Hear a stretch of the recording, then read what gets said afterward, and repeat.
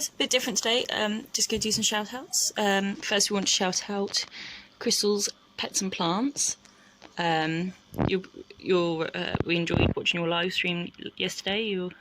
She's awesome, guys, so please go make sure you go check her out. I'll put the link in the description below to her channel. Also to Lazarus the Fish Boy. He's a little dude who is very good with his fish and that. He's awesome. Go check him out as well.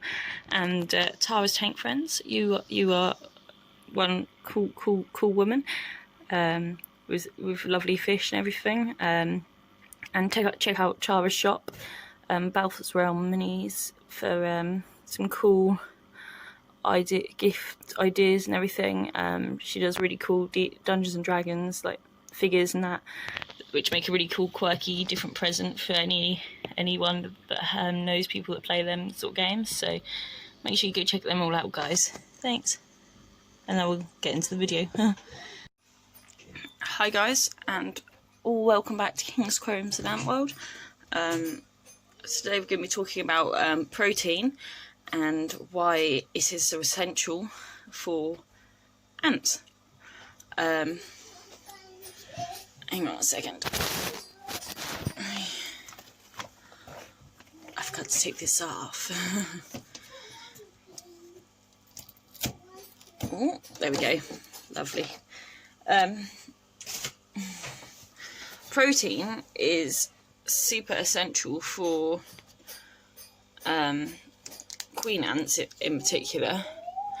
There you go, guys. You can see they're breathing at that, because without protein, the queen is unable to lay eggs, or she'll be laying fewer eggs. And obviously, you want the colonies to grow and develop and everything. But yeah, the protein is essential. You need to start feeding protein-rich food around the time your queen gets her first 2 to 3 workers. Before that, she feeds all of her larvae, her first larvae, and that once they hatch out her first eggs and everything, they all get fed by protein stores. When she has her nuptial flight, she mates. The male dies after mating. Why not? That's their whole purpose in life. And then the female, the queen, she then cuts her wings off and eats them. And that protein from eating her wings is then stored inside, and she is then able to feed her first larvae on it, and even up to her first 10 workers on all her protein stores from eating her wing muscle and everything. So that, and then once she gets her first 2 to 3 workers, it's advisable to give them those small amounts, very small amounts, just enough that they can eat it all, of protein-rich foods, like fresh killed insects. You just chop a hopping leg off a cricket or something, and then they can, or a grasshopper or something, and then put that in, and they can eat that, and then the protein will then let the queen lay her next generation of eggs, which in turn, if she has lots of protein, the larvae and that cut, and eventually the ants that come out will be a more stronger generation that will last longer and everything. The larvae also needs a lot of protein to grow and become a nice strong colony of ants.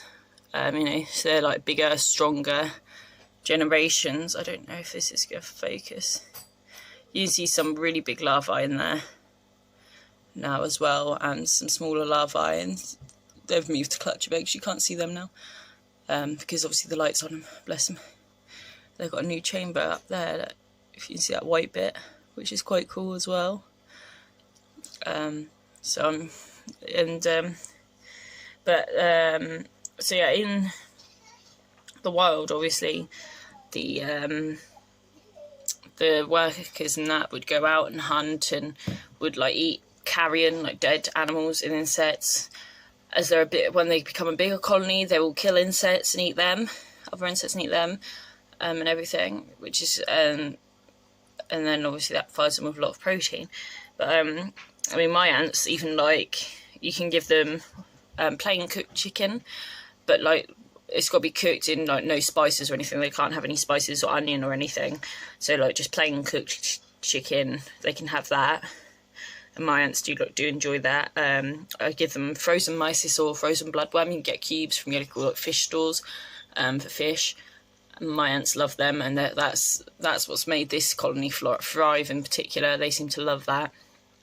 But any sort of meats and that really that's cooked. Some people have given them turkey or beef, all obviously plain cooked and stuff. And that's obviously all protein rich food for them to eat. They also need obviously the honey water and stuff, but protein is vital for the growth of the colony and everything. So you know, you just got to watch out for that, and the more you feed them, the faster the colony will grow. But obviously at a time, just feed them what they can eat at any given time, because otherwise you can get mould outbreaks, which obviously is not good for your colony. Mould's not good for anyone really, is it, guys? So you know, you just got to beware there. But you can kind of see, oh, this, trying to hold a torch on them and the phone camera is a bit difficult, guys. You can see all different larvae and that there, all amongst everyone. Well, yeah, another interesting fact is that the larvae, ant larvae, that they don't poo.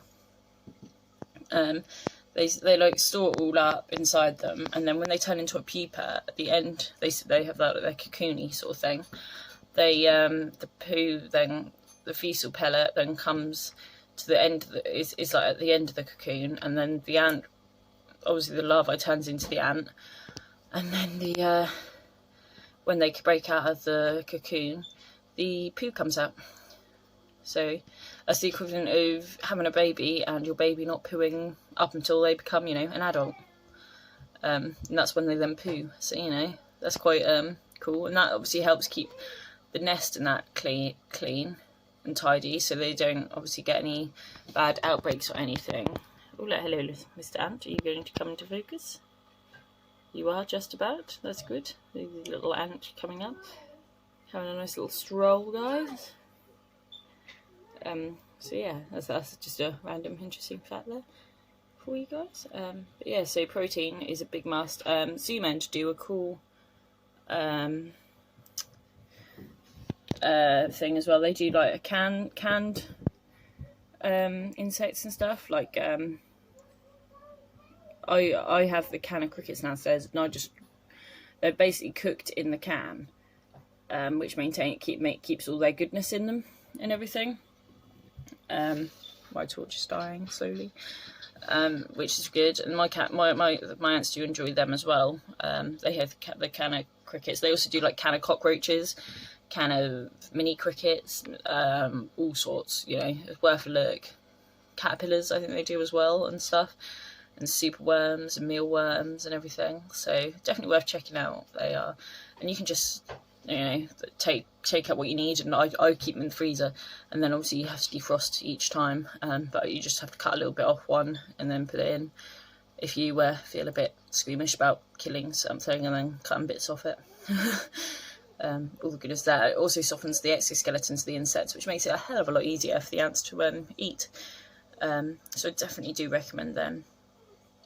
But yeah, so protein, guys. Protein for your ants is very important. You can't really get around it.